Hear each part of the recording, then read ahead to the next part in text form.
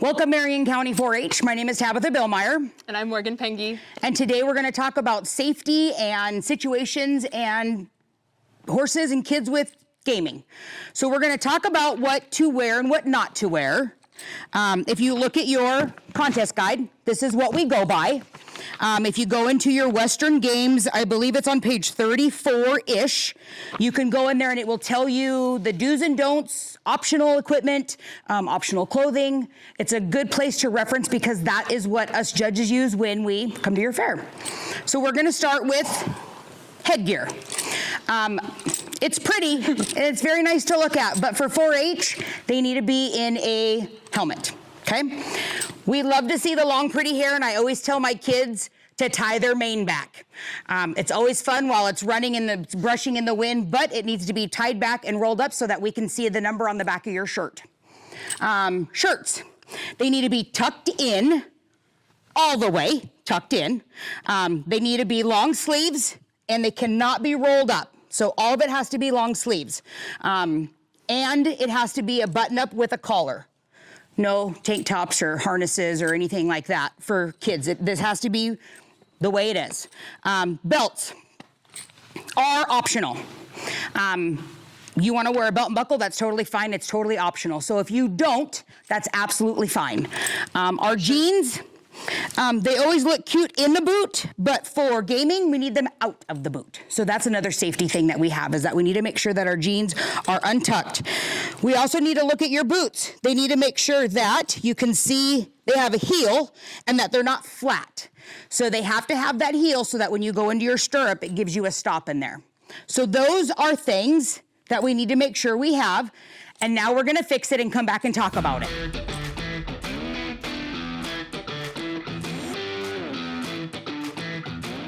Back. And this is what you should go ahead and look like.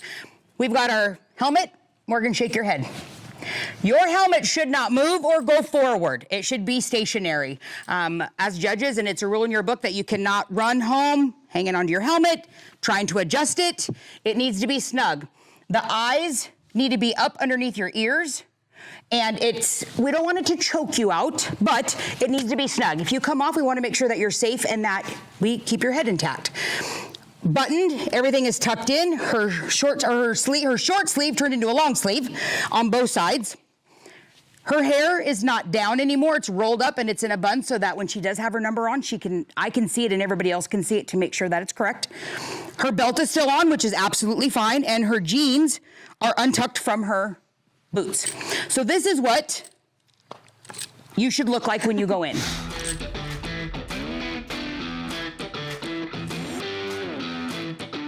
Here we go. We're going to talk about tack. So this is your standard bridle. She's in. It doesn't really matter what kind of bit that you use, as long as it's safe. We need to have a throat latch, a curb strap, and your reins need to be one rein piece. Okay? It can't be anything that's other than a roping rein. One solid piece all the way from one side to the other. As we move down, we're going to look at her saddle. We need to make sure that it has a horn and that it's a Western saddle. You cannot game in anything other than a Western saddle. You want to make sure that your pin, if you don't use it, it needs to come off. So we need to ask a dad or an uncle or a friend to go ahead and take that pin off. If you use it, great. Morgan uses it on her saddle, so it's totally safe. If you don't, we just need to make sure that it gets taken off.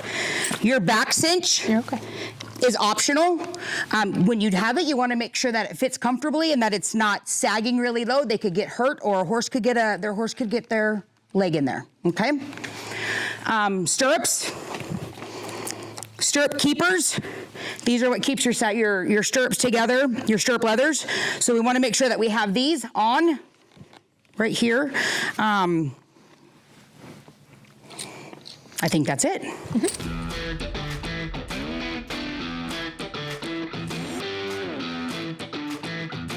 So now we're going to talk about things that we're missing or that are not allowed. As you can see on this bridle, she has no throat latch, which is tack that is required. She still has the curb strap, which is great. Reins that you cannot use. This is appropriate. Split reins are not. So it gives you two separate reins that are not attached. So split reins are not allowed. And English. You cannot have one single rein with buckles on. It has to be such as this, where there's no buckles that can hold it. The reason we don't do that is because they can come undone, and now you have no reins in the middle of your run. So no buckles in your reins at all. Let's talk about your pin. This is not being used now, and this is a requirement. It either needs to be used or cut off. So what it looks like used, you can't see it, and it's safely inside your leather. Back cinches are optional. We want to remember this is way too low, so this is not safe. So we want to make sure that that is closer and snugger to your horse's belly. And I think everything else is okay.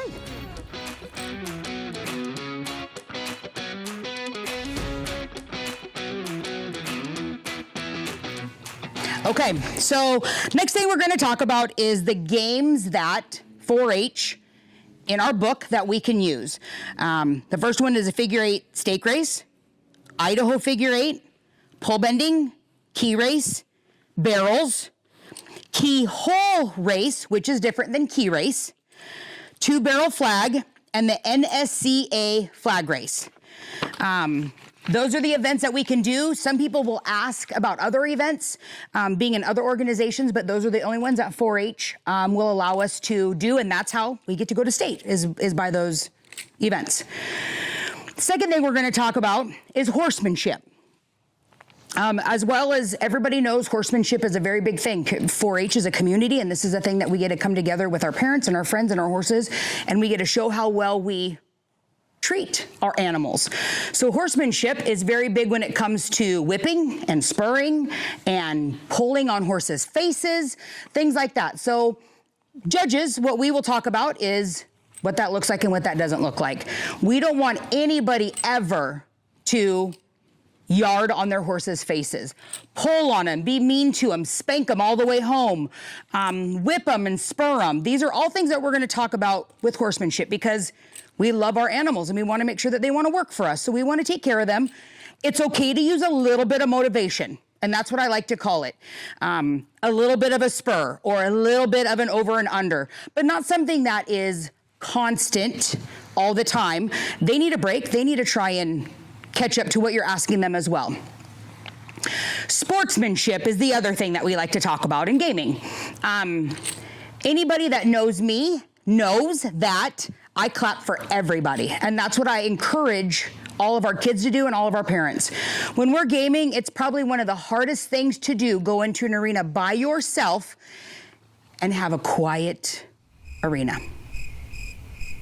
That's kind of weird, isn't it? Yep, it's weird. But if you have everybody in the arena and or in the stands and they're clapping and hollering and hooting, that makes you and your horse feel better, and it makes you more comfortable. So remember that sportsmanship is about rooting for your neighbors and helping them. If somebody comes by and says, my bridle just broke, who has a bridle? You have an extra, let him use it. That's what 4-H is about. 4-H is about helping each other and being a part of a community. And in order to do that, we need to help each other out and be supportive of each other.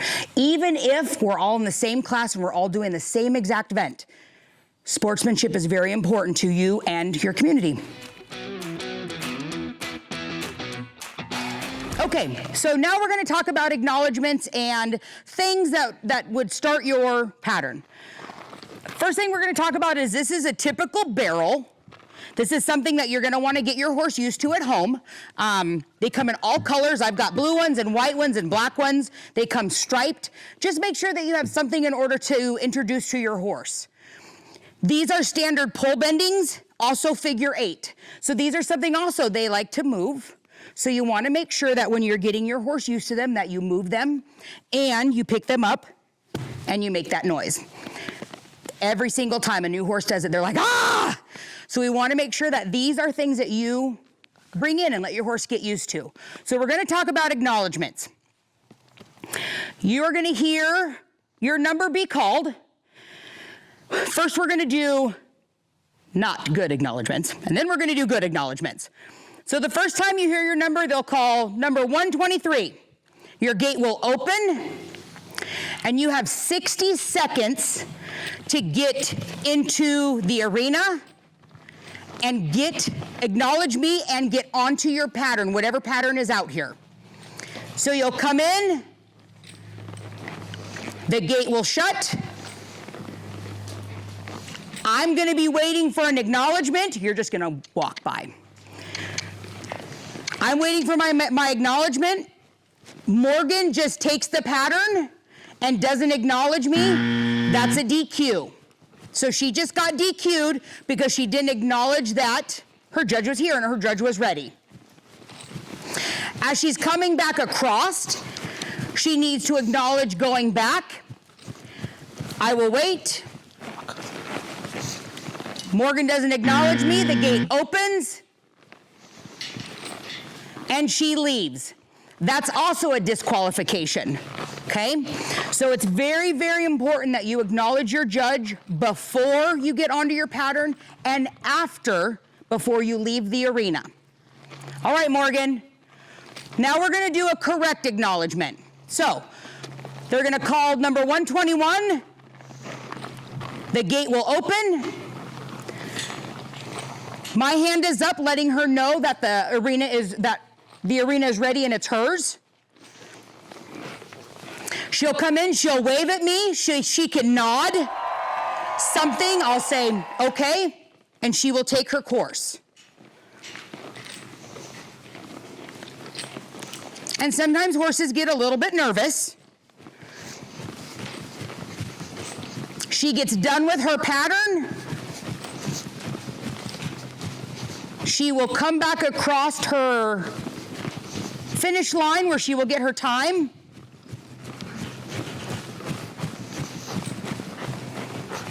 She'll get control of her horse, make sure he's quiet. She'll wave at me and I'll say thank you and she can exit the arena. Hang on. We're gonna talk about my biggest pet peeve, which is drive-bys. And everybody always laughs about drive-bys. A drive-by acknowledgement is, will you pick up a trot? Most of us would be loping or running at this point, but we're gonna do it at a trot. Morgan comes in, she does her circle, she's trotting by me and she waves at me. Wave. That's a drive-by. That is not a good acknowledgement. That is a DQ. As she comes back around, let's say she started off her pattern clean, she comes back around, she does the exact same thing. She waves and leaves the arena. That's a drive-by. That's also not a correct acknowledgement. So either one of those, DQs right off the top.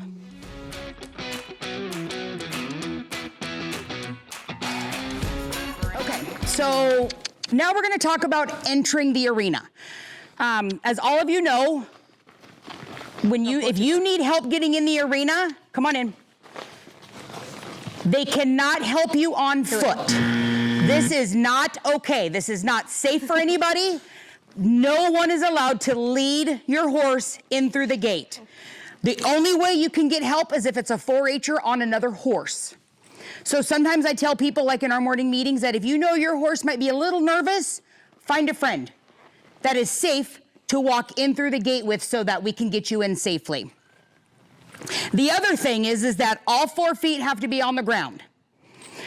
No running through the gate in order to get on your pattern. No coming in rearing.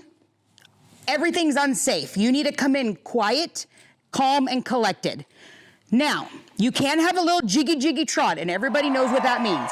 That means that your horse is like, yes, this is so exciting, but it's not out of control. She's not being unsafe. Her horse is just a little excited. That's okay. It's just when they come in on 2 wheels or they come running in through the gate. And those are things that you're gonna wanna ask your judge in your judges meeting. Things about gaming is a little bit different. I'm a gamer, so I know a little jiggy is fine. Some judges may not. So these are all important things too that you ask your judge in your morning meeting. So one more thing we're gonna talk about, which I think is a pretty pretty big matter. Depending on what organizations you ride in during the summer, rubber bands can be put on your stirrups. For 4-H, they are not allowed. So these are what typical rubber bands would look like. What it does is it holds the foot inside the stirrup, which is unsafe. So these are things that are not allowed in 4-H. They can also go on, you might see them actually like this, where they buckle in your shoe from the sides. That also is not okay. So there should be no rubber bands on your stirrup holding in your foot because of safety. That's another thing that I wanted to talk about. So when you are doing this, they can't even be on the stirrup. So even if they're just there and you're not using them, they cannot be anywhere on your stirrup at all for 4-H gaming.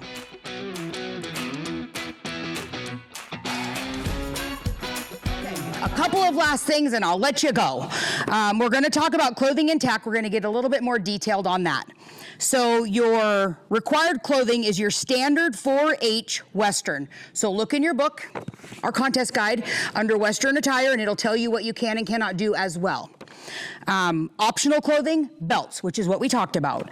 Required tack, we talked about. A Western saddle with a saddle horn, a throat latch on the bridle, curb strap on all bits, and a roping or single piece rein. Optional tack would be a running martingale with rein stops, breast collar, tie downs attached to the breast collar, nose bands, draw reins, splint boots, bell boots, or bandages, which go on the lower part of your horse's legs for safety, mechanical hackamores, gag bits, and whips under 36 inches, bats, or quarts. The things that are not allowed are the Makati reins. You cannot tie split reins together, and there cannot be any buckles on the reins. So those are all of your clothing and tack, just for general knowledge of everything that we talked about. As you can see, Morgan doesn't have a lot of the optional tack, so that's why we're talking about it here.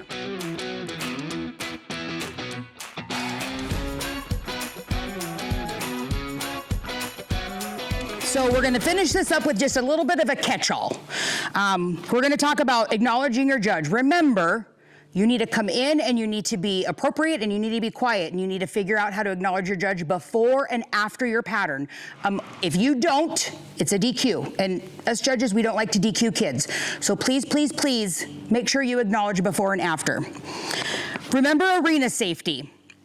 When you come in, the arena is yours. And if you see something that's not right, be sure to say something.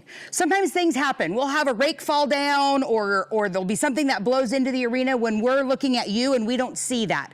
So if something like that happens, it's okay to stop and ask and say something's out there or whatever the case may be. We're not gonna get mad. Absolutely not gonna get mad. I would rather know than something happen. You need to enter and exit on your horse. Okay? Those are all big important things when you are looking at this. Coaching. Coaching is very interesting. Tell your parents and your grandparents and all your friends, we absolutely want you to clap. We want you to yell. Go, go, go, go, go. Absolutely. Coaching is going to come along the lines of look, sit, outside leg, inside rein, giving directions on how to run versus just clapping and hooting and hollering. So always be sure that there is no coaching allowed in the arena, out of the arena, none at all. But please, absolutely clap for everybody and that's okay. Your course.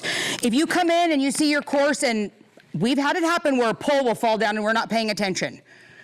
It's your course. It's okay to stop and say, please fix whatever's happened. It's just you and the judge, so that's your course. And if something's happening, let them know. Penalties, we'll talk about that for half a second. You knock over something, you knock over this barrel, it's 5 seconds. Okay, right onto your time. You knock over a pole, it's 5 seconds. Okay, those are all things that are added onto your time at the end of your event. So if you run a 15-second barrel pattern and you knock over a barrel, it's now a 20-second pattern that you get. Okay? Failure to cross your start line within 60 seconds. That's a DQ. Those are things that's part of your rules. So you've got 60 seconds to get in, acknowledge, and cross in order to get a time and not be disqualified. If you upset the timers, which will be on your start line, that's a DQ, okay? Crossing the start line outside of your poles. So we have a pole like this. Your timer's up. If you cross on this side next to the wall, this is a DQ and doesn't count. You have to cross on the inside of your finish line. Refusals. If your horse comes in and refuses to get on the pattern, that's a DQ. Sometimes, as judges, we will help and we will encourage and we will try and at least get you on the pattern. But if it's an unsafe situation, we will ask you to leave right away. Leaving the course. So if you're doing your pattern and you end up way far in that faraway corner, that's off course. That's a DQ. So just because we've got parameters out here, we don't want you doing a queen run, I guess is a way to put it, where you're running around the entire arena in order to get your pattern done. So that's off course, which would be a no time or disqualification. Failure to follow the pattern. Okay, this is what I call freestyling, which is not allowed either. So you go in to do your barrels and you do them incorrectly. That's off pattern, that's a DQ. Remember, check your book and check the things that you're practicing to make sure that that's what your county does. I know some counties do different things in some areas. Check your rule book and make sure that you are doing the pattern as it is designed in your contest guide or your county guide. You can circle any obstacle while on the course except for flags. So if you go into your course and you start circling this pole right here, that's an off pattern. You come in and you look at the toucan flag, I think that's what it's called, individual flags. You can come in and you can circle that can as many times as you want, as long as you go the same direction and there's no backing up. Same thing in NSCA flag, which is the single flag on the barrel. You can circle that as many times as you want. You can't stop or back up. You have to keep that forward motion or it's a DQ. If your horse is being unruly or out of control, one thing you're gonna realize is that we understand that gaming horses, you're running. You're at a full run doing something. But if you cannot keep your horse between the poles, keep your horse safe without trying to run me over or run over our timer, that's unsafe and unruly. You'll be DQ'd. We want to make sure, again, that we're in 4-H. That's what we're here to do, is to be in 4-H and be a community and have great sportsmanship and horsemanship. So we want to make sure that our horses are ready for what we're asking them to do. When you spur or strike the horse in front of the cinch, okay, that's also a DQ. We can't do that either. You can spank them on their rump. You cannot strike in front of the cinch, which is their shoulders, neck area. Using rubber bands, which we've talked about, to anchor yourself to your horse or your saddle is not allowed. That's a DQ. And the biggest thing is failure to acknowledge your judge before and after your pattern. Please, please, please ask what that judge wants in your morning meeting. It might be different, it might not, but make sure that you know exactly what the acknowledgement is so that we don't have to DQ you. All right, everybody, I have had a blast. Things that we want to talk about, have fun. This is probably, anybody that knows me knows that I love gaming, and this is the funnest day of fair. So remember that, have fun, encourage your friends, and enjoy what we're doing. It's not about winning. It's about being out here with your horses and your friends and enjoying what that looks like, and being able to do something that we all love to do. Morgan? I would say the same thing. I would say always pet your horse when you leave that arena. They worked hard. They didn't kill you while you were out there, and they gave it their all while they could. So always reward them, understand that things happen, and try your hardest. But it's all about having fun at the end of the day. And I think that's where things get fun, is that everybody is on the same page. We're all here to have a good time. We're all here to go fast. We're all here to run our horses and to look fantastic doing it and enjoy it. So always, always, always pet your horse and let them know that you love them, and tell everybody that they did a great job.